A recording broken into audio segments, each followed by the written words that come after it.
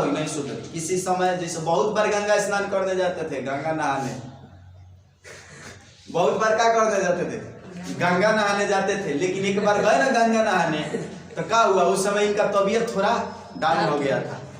दान होकर पूरा सूर्या के धार होकर तो पूरा मुकुरियत धाए दे चलो क्लास 8 कितना लेसन है? 4 लेसन। लेसन का नाम है हिंदी पढ़ाने जा रहे हैं। आज संडे है, हिंदी पढ़ाई होगा और हिंदी हर एक संडे को पढ़ा दिया जाएगा, एक एक चैप्टर समाप्त हो जाएगा।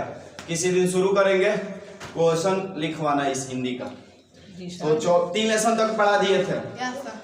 पहला लेसन कविता था, वो भी पढ़ा दिए थे। दूसरा शहीद ईदगाह था। तीसरा करमवीर था। चौथा क्या दिया? बाल गोविंद भगत। क्या नाम है इस चैप्टर का? बाल गोविंद भगत। इसको लिखे कौन है? राम वृक्ष बेनीपुरी। इसको लिखे कौन है? राम वृक्ष बेनीपुरी। चलिए सुनिएगा ध्यान से। बाल गोविंद भगत मझौले कद के गोरे चीटे आदमी थे। मझौले कद समझता है ना? वो छोटे हुई ना वो बड़े, मीडियम में, समझा? मझौले कद के गोरे चीटे आदमी थे। गोरे चीटे, गोरे का मतलब समझता है? चीटा ना, चीटा बोला जाता है पंजाब अमृतसर में जाइएगा तो क्या बोलता है लोग? गोरे मतलब उजला को चीटा बोलता है। उजला को क्या बोलता है लोग? चीटा। यानी कि गोरे चीटे आदमी थे। 60 से ऊपर के ही होंगे। 60 से क्या होंगे? ऊपर के होंगे। बाल पक गए थे उनका। क्या हुआ? बाल पक गया था, माने बाल पूरा पक गया था। तो जब बाल पक गया तो दाढ़ी पक गया होगा। लंबी दाढ़ी क्या थी? उनकी लंबी दाढ़ी या जटाजूट तो नहीं रखते थे। क्या करेगी? लंबी दाढ़ी नहीं रखते थे या जटाजूट, यानी कि लंबी दाढ़ी करके साधु ये सब क्या करता है? साधु लोग क्या करता है? लंबा दाढ़ी करके गैछिया के इधर से बांध देता है, तो वैसे वो नहीं रखते थे। किंतु हमेशा उनका चेहरा सफेद बालों से ही जगमग किए रहता था। उनका चेहरा हमेशा सफेद बालों से क्या जगमग मतलब करता रहता था। किनका चेहरा? बाल गोविंद भगत का। ये क्या थे? गोरे चीटे आदमी थे, मझौले कद के आदमी थे। ये जटाजूट यानी दाढ़ी उड़ी बड़ा बड़ा नहीं रखते थे, लेकिन इनका चेहरा हमेशा चमकता था। किससे? सफेद बालों से। जैसे नरेंद्र मोदी को देख रहा हो कैसे चेहरा चमकता था, वैसा ही इनका चेहरा चमकता था सफेद बालों से। कमर में एक लंगोटी, कमर में एक लंगोटी मात्र, और सिर में कबीर पंथियों सी कनपटी टोपी। जैसे क्या करे? कमर में एक बस लंगोटी थी। लंगोटी समझता? लंगोटा अंगोटा धोती टाइप का होता है, वो लंगोटा, वही लंगोटा पहनते थे। और सिर में कबीर जैसे साधु तो नहीं बांधता है लोग पगड़ी, वैसे ही इनके शरीर में कनपटी की तरह क्या थी? टोपी थी। जब जाड़ा आता एक काली कंबली ऊपर से ओढ़े रहते थे। जैसे तो गर्मी के दिनों में क्या करते थे? एगो धोती पहन लेते थे, सर में पगड़ी बांध लेते थे, और दूसरा का जब ठंडी आता था तो क्या ले लेते थे? एक कंबल ले लेते थे। हाँ, कंबल ऊपर, एक काली कंबली ऊपर से ओढ़े रहते थे। मस्तक पर हमेशा चमकता हुआ क्या था? नाम नंदी चंदन, जो नाक के एक छोर से ही औरतों के टीके की तरह शुरू होता। क्या कह रहा है कि एक काली कंबली ऊपर से ओढ़ रहे तो मस्तक पर हमेशा क्या था? चमकता हुआ राम नंदी चंदन। चंदन नहीं मारता है लोग, इधर से 3 गो आएगा बीच में, वैसा चंदन था। और जो नाक के एक छोर से ही औरतों के टीके की तरह शुरू होता था। जो नाक के एक छोर से कैसे शुरू होता था? औरतों के टीके की तरह। गले में तुलसी की जड़ों की एक बेडौल माला बांधे रहते थे। गलों में तुलसी की का एक बेडौल माला, मतलब तुलसी के पत्ता का गथा हुआ का बने रहते थे, एक माला। ऊपर की तस्वीर से यह नहीं माना जाए कि बाल गोविंद भगत साधु थे। अब क्या कह रहा है कि ऊपर जितना सब आपने देखा कि बाल गोविंद भगत एक मझौले कद के आदमी थे, वो क्या एक लंगोटा पहनते थे। क्या पहनते थे? एक लंगोट। और दूसरा का कि सर में उनके क्या था? पगड़ी था। सर में क्या था? पगड़ी था। और माथे पे क्या लगाए रहते थे? चंदन। माथे पर क्या लगाए रहते थे? चंदन। और तो ऊपर से भी बता दिया ना, तो इस सब जानने के बाद से हमें क्या पता चल रहा है कि साधुए की तरह न रह रहा है। इस सब जानने के बाद हमें क्या पता चल रहा है कि वो साधु की तरह रह रहे हैं, लेकिन नहीं, ये साधु नहीं थे। क्या कह रहा है?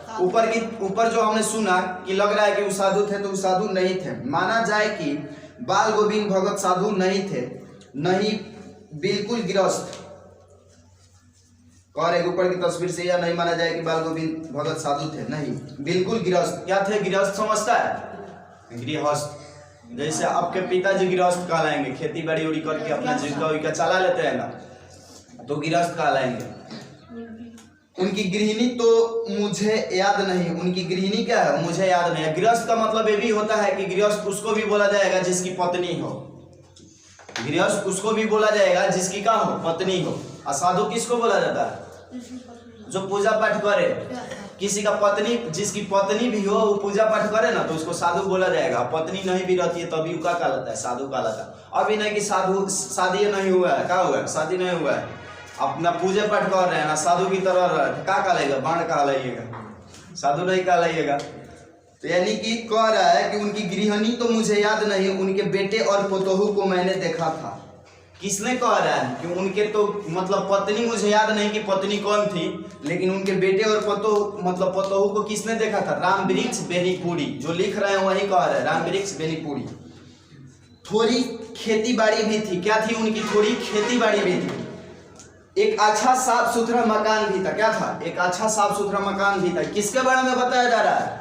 बताओ तो थोड़ा, किसके बारे में बताया जा रहा है? बाल गोविंद भगत के बारे में बताया जा रहा है। किंतु खेती बाड़ी करते, परिवार रखते भी बाल गोविंद भगत साधु थे। क्या कह रहा है कि खेती बाड़ी करते, परिवार रखते भी बाल गोविंद भगत का थे, साधु थे। साधु की जब परिभाषाओं में खरे उतरने वाले कबीर को साहब मानते थे। उन्हें के गीतों को गाते, उन्हीं के आदेशों पर चलते। कौन कबीर के गीतों को गाते और उन्हीं के आदेशों पर चलते थे? बाल गोविंद भगत। कभी झूठ नहीं बोलते, कभी झूठ नहीं बोलते, खड़ा व्यवहार रखते, मतलब खड़ा व्यवहार समझता, कभी झूठ नहीं बोलते। जो बोलना होगा सोच मुंह पर फटा के दे। जैसे होता नहीं कि जो छोटा बालक, छोटा है नहीं लड़का, इतना छोटा है। अब देखो ना क्या होगा कि कोई आएगा कि मान लो कि किसी के घर में, मान लीजिए कि आपकी घर में कोई आया और बोले पैसा लेकर आओ, बोले कि पैसा अपने पिताजी को बोला लो पैसा लेना है, तो घर से अगर पिताजी सिखा कर भेजेंगे जो कह दिए कि पापा नहीं खा, तो वो आएगा और वो उनको उससे क्या बोलेगा? पापा कहला हनु कि पापा नहीं खा। तो समझिए क्या हो गया? वो छोटा उसको ये समझे में नहीं है कि झूठ है सच क्या होता है। अब उसको पापा बोले तो वो आके कह देगा कि पापा कहला हन कि कह दिए पापा नहीं खा। तो वो पूछ जाएगा कि इसका मतलब घरे में है और झूठ बोलवाया लड़का से, लड़का सीधे बोल दिया। तो वो सब सीधा लड़का होता है, छोटा लड़का सब कोई नहीं बुझाता है। अब हाँ, छोटा में भी दो टाइप के लड़का, कोनो छोटे से तेज रहता है, बड़ा होशियार। देखना एक ऊपर सामान करबनू टन दे रोए लगी है, चाहे घरे जाके कहती। तो होता है सब लड़का में।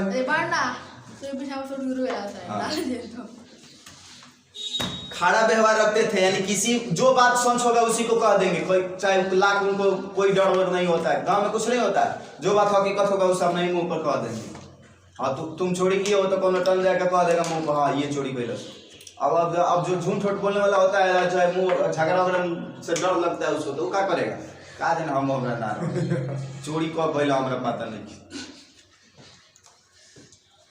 किसी से भी दो टूक बात करने में संकोच नहीं करते। किसी से भी मतलब दो टूक, भोजपुरी में दो, या हिंदी में क्या कह रहा है? दो टूक बात करने में संकोच नहीं, माने तू सब भोजपुरी में क्या बोलता है? दो टूक बात कर लेना, 15 दो टूक बात कर लो, ज्यादा नहीं। हाँ, तो ये कह रहे कि दो टूक बात करने में संकोच नहीं करते, ना किसी से खामखा झगड़ा, ना किसी से क्या करते थे? खामखा झगड़ा, किसी से झगड़ा भी नहीं करते, मोल लेते, किसी की चीज नहीं छूते। क्या करते? किसी की चीज नहीं छूते, न बिना पूछे व्यवहार में लाते। इस नियम को कभी कभी इतनी बारीकी तक ले जाते कि लोगों को कुतूहल होता, कभी वह दूसरे के खेत में शौच के लिए भी नहीं बैठते।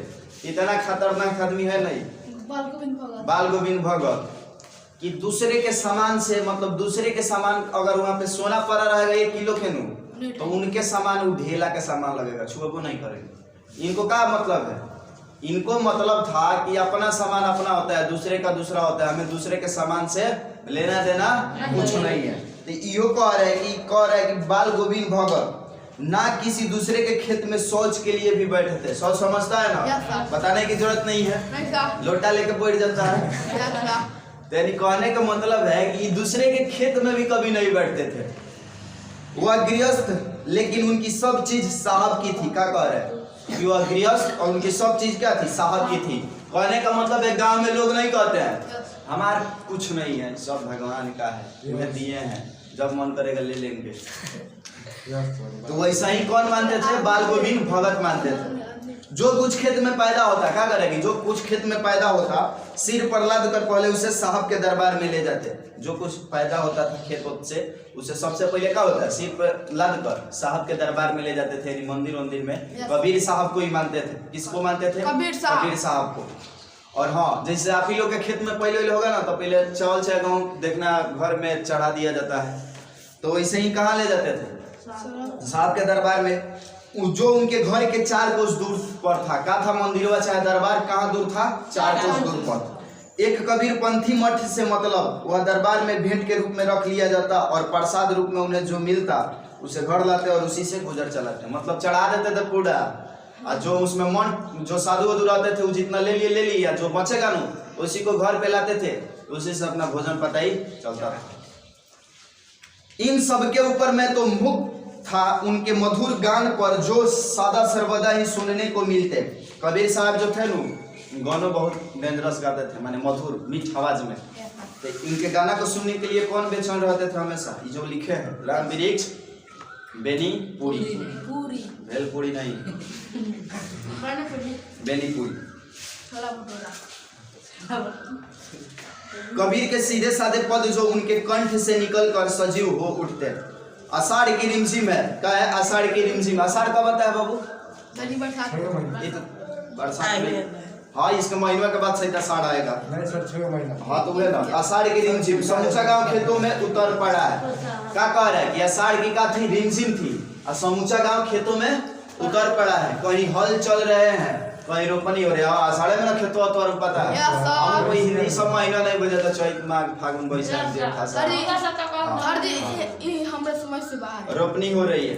धान के पानी भरे खेतों में बच्चे उछल रहे हैं। धान के पानी में बच्चे क्या कर रहे हैं? उछल रहे हैं। किस तरह धान रोपाता है? तो सब कोई धान बिया हुआ उखड़ने में, कोई धान रोपने में, लड़कुआ सब कहीं फील्ड में जाके पानी तनी से लागल सोए छिवले लुटा के पूरा अखड़ा तरह सुनवी में। ये सब नजारा इसे चल रहा है कहाँ पे? जो अभी बता रहे हैं कौन? राम वृक्ष बेनीपुरी।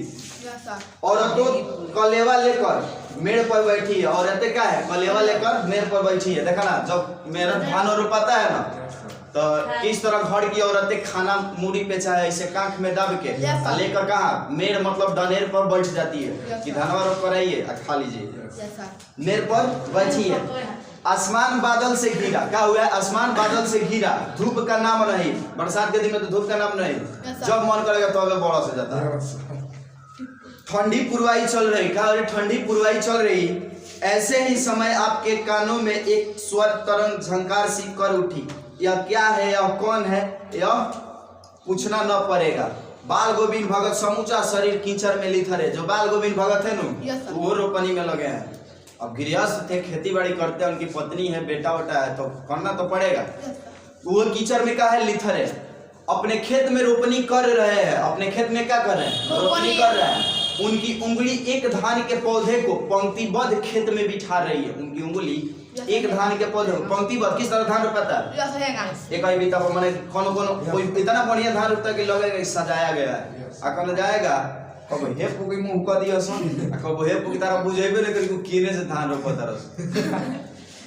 तो ऐसे, लेकिन वो कौन? बाल गोविंद भगत जो थे, बढ़िया से सजा के क्या कर रहे थे? रोप रहे थे धान को। उनका कद एक शब्द को संगीत जीने पर चढ़ाकर कुछ को ऊपर स्वर्ग की ओर भेज रहा है और कुछ को पृथ्वी की मिट्टी पर खड़े लोगों के कानों की ओर। क्या कह रहा है? कि धान जब बाल गोविंद भगत रोपते थे ना, तो क्या गाते थे? गीत भी गाते थे। बाल गोविंद भगत क्या गाते थे? गीत भी गाते थे। तो अगल बगल के लोग भी खुश। किस तरह गांव में कोई पी कर आ जाए, निकल के बाहर डांसिंग चालू, गाना चालू, तो तुम लोगों को कितना मजा आता है सुनने में। उसी तरह बाल गोविंद भगत माने पीते होते नहीं थे, मतलब धान रोप रहे थे तो गीत गा रहे थे। पुराने दारू का बात हो रहा है। गाँव में पी के आता है तब न गाता है। ना कहते गावा ना नाचा ना, वो बुझेबे नहीं तो कोई काय खाती नाचिए, काय खाती गाएगा। पी तो बिना कहले उ नाचेगा गाय। होता है ऐसा। तो ई बाल गोविंद भगत का धान भी रोप रहे थे, क्या कर रहे थे? गाना भी गा रहे थे। तो लोग जो अगल बगल में मान लो कि एक खेत में धान रोपा रहा है, बगल वाला जो है सब धान रोप रहा है, वो तो मजा ले रहा होगा। खूब सुनकर वो सूर्य में धान रोपा पूरा सूर्या के धान रोपा तो पूरा मुकुरिया धान दे आ जाएगा। ऐसा तो हिलत का है बने ये रहेगा। बच्चे खेलते हुए झूम उठे, मेरे पर खड़ी औरतों के होठ कांप उठते हैं। मेरे पर खड़ी औरतों के होठ कांप उठते हैं। जो मेरे पर खाना लेके बैठी है कि तनी रोक पर रही है, चढ़ा लीजिए भर पेट, उसके बाद फिर से रुपाएगा तो उनके होठ क्या होते कांप उठते। मतलब ठंडी लगे तो का ठंडिया में क्या अपने मन कांप उठते।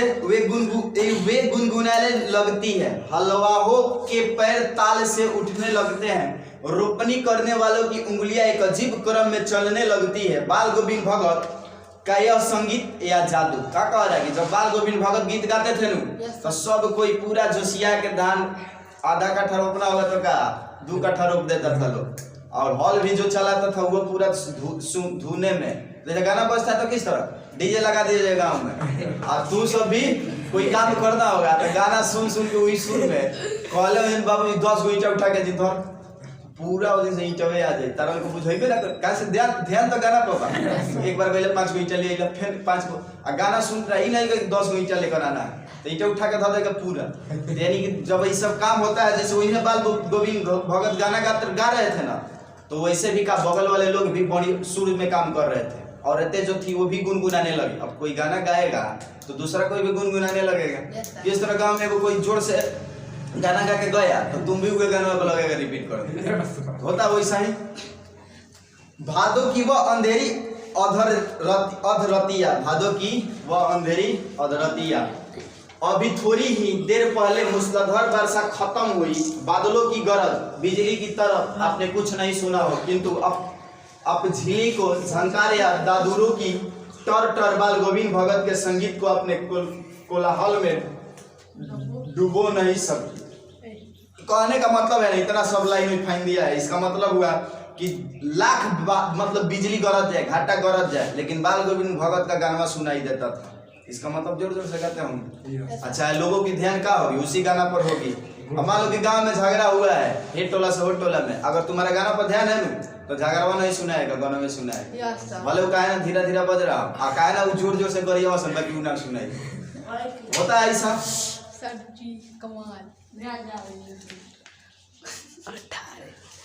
अब देखो ये तनी बात करे डूबो नहीं सकती। उनकी खिजरी डिमक डिमक बज रही है, उनकी खजरी का हो रही है डिमक डिमक के बज रही है, और वे गा रहे हैं। उनकी खजरी का हो रही है डमक डमक के बज रही है। जोगी वाला खजरी देखा है सब आता में लेकर ऐसा ऐसा बजाता है तो वो लेकर बजाते। अब साधु थे संत थे तो बजेबे करेंगे लेके। मान लो कि धान रोपा गया और धान रोपाने के बाद डनेरी पर बैठ के गीत चालू कर क्या बजा सुन। गोदी में पियावा क्या कह रहा है, देखो ये हंसना मत। गोदी में पियावा चमक उठे सखिया चिहुक उठना, ये मतलब तनी भोजपुरी टाइप का नहीं है। गोदी में पियावा चमक उठे सखिया चिहुक उठना। हाँ पिया तो गोद में ही है, कह रहा है कि हाँ पिया तो गोद में ही, किंतु वह समझती है वह अकेली है, चमक उठती है। इसका अर्थ बता रहा है गाना के, चिहुक उठती है। उसी भरे बादलों वाले भादों की आधी रात में उनका यह गाना अंधेरे में अकस्मात कद उठने वाली बिजली की तरह किसे न चौंका देता। अरे अब सारा संसार निस्तब्धता में सोया है, बाल गोविंद भगत का संगीत जाग रहा है। तेरी गठरी में लगा चोर मुसाफिर जाग जड़ा। क्या कह रहा है कि जब रात खा लोग सो जाते थे पूरा नींद में, तो बाल गोविंद भगत अपना गाना शुरू करते थे। कौन सा गाना देखो, जाग रहा है तेरी गठरी में लगा चोर मुसाफिर जाग जड़ा। तेरी गठरी में लगा चोर और मुसाफिर जाग जड़ा। मैंने लोग लाइन में गाइए पढ़ाने के गाना गाए। कार्तिक आया नहीं कि बाल गोविंद भगत की प्रतिभातियां शुरू हुई। ये मैंने पूरा कहानी में ये सब बता रहा है ना कि बाल गोविंद भगत मतलब गीत गाने में ज्यादा माहिर थे। ये ना कार्तिक चाहे कार्तिक हो फागुन हो कोनो महीना में गीत गाते थे। कह रहे कि कार्तिक आया नहीं कि बाल गोविंद भगत की प्रतिभातियां क्या हुई शुरू हुई, जो फागुन तक चला करती। क्या कर रहे हैं चालू करते थे कहाँ से? 8 से चालू किए हैं गाना वाना, सभी गाना वाना। कहाँ तक चलता था? ये फागुन तक। फागुन जब तक होली के गीतों तो नहीं छूटता रहेगा, होली के गीतों तो नहीं, मतलब होली समाप्त न हो जाए तब तक चलता था। किनका? इन दिनों वह सवेरे ही उठते, न जाने किस वक्त जाकर वह नदी स्नान को जाते, गांव से 2 मील दूर। बाल गोविंद भगत का सुबह उठते थे और कहाँ जाते थे? नदी में स्नान करने के लिए। कहाँ जाते थे? कोसों दूर नदी है, और सब कौन नदी है? ये तो पोखरा है, उधर कौन है? सकला कबीरपुर वाला हाँ, घोगाड़ी नदी कहलाएगा। उधर हमारे गांव में जो नदी है बढ़िया कौन है, वो नदी कहलाएगा। वहां से नहा धोआ कर लौटते और गांव के बाहर ही पोखरे के ऊंचे भिंडे पर अपनी खंजरी लेकर जा बैठते। देखो इनका काम का है, सुबह उठेंगे भोरे 4-5 बजे उठ के स्नान करेंगे, नहर में एक डुबकिया मार के, मतलब नहा के अका लेते, खंजरी ले लेते थे हाथ में रखकर बजाने वाला, खंजरी लेकर कहाँ किसी नदी के जैसे पोखरा का बांध नहीं होता है, उधर कहीं बैठ के का कह रहे देखो, बैठ कर अपने गाने टेरने लगते थे। गाने का मतलब गुनगुनाने लगते, गाने लगते थे। मैं शुरू से ही देर तक सोने वाला हूँ, किंतु एक दिन माघ की उस दांत की कीटाने वाली भोर में भी उनका संगीत मुझे पोखरे पर ले गया था। कवि जो है ना, ये जो लेखक है, चाहे लेखक है, ये क्या कह रहा है? लेखक कौन है? राम वृक्ष बेनी।